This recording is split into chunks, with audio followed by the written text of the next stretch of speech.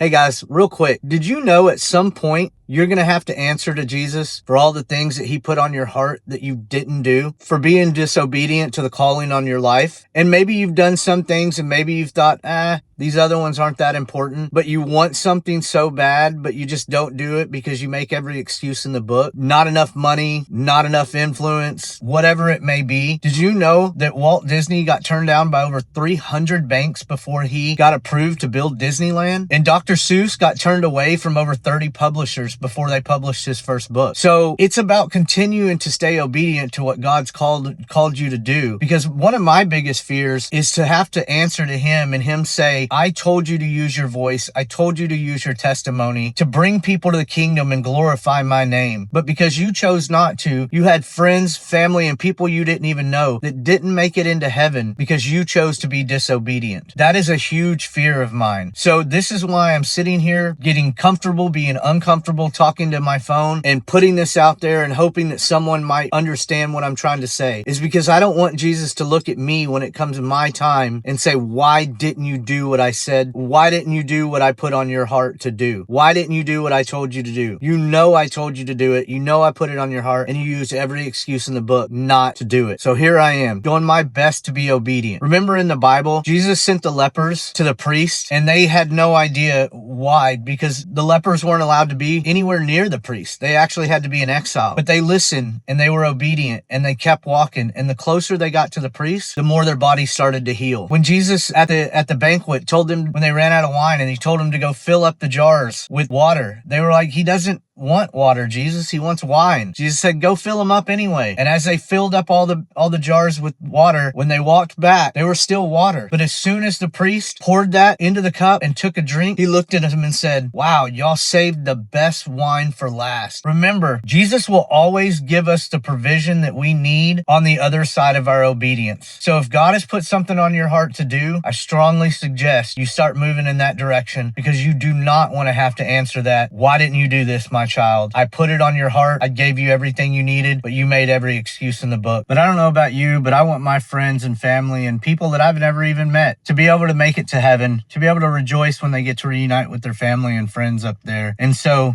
just continue to push forward, believe in yourself, stay faithful, and remember, T.G.M.B, today God means business. Let's go. I hope you'll follow along with this journey. God's put a lot on my heart, and I'm going to do my best to put it out there, because I'm going to do my best to be obedient to him, because I do not want to have that bad conversation when the day comes. Love you guys. Stay faithful.